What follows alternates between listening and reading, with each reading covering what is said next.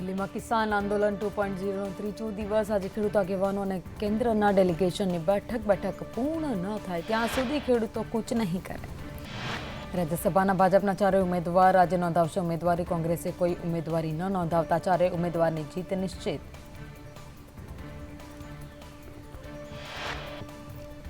રાહુલ ગાંધીને લઈ સાંસદ મનસુખ વસાવાનું વિવાદિત નિવેદન. રાહુલ નાહ્યા વગર ગયા એટલે મંદિરમાં દર્શન ન કરવા દીધા. ચૂંટણી નજીક આવતા ગાંધીનગરમાં થશે આંદોલન. આવતીકાલે સરકાર સામે કર્મચારીઓનું વિરોધ પ્રદર્શન.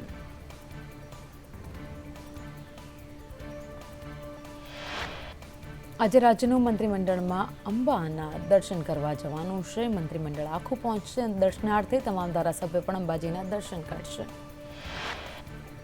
ધોરણ 10 અને 12 બોર્ડનું પરિણામ 1 મહિના વહેલું જાહેર થશે. એપ્રિલના બીજા કે ત્રીજા સપ્તાહમાં પરિણામ જાહેર થશે.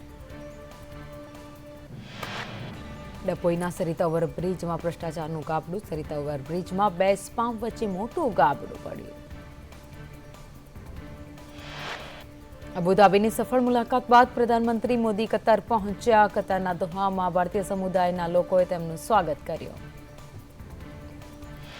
T20 વર્લ્ડ કપમાં ભારતની કેપ્ટનશીપ કરશે રોહિત શર્મા. BCCI સેક્રેટરી જય શાહે જાહેરાત કરી. ટુર્નામેન્ટ જૂનમાં યોજાશે.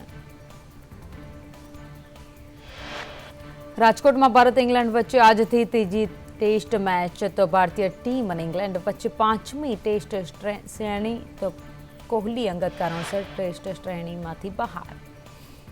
દિલ્હીમાં ટર્મિનલ 3માં ગાઢ ધુમ્મસને કારણે ફ્લાઇટ્સ ડીલે થઈ. ફ્લાઇટ્સ મોડી પડતા મુસાફરોને હાલાકી.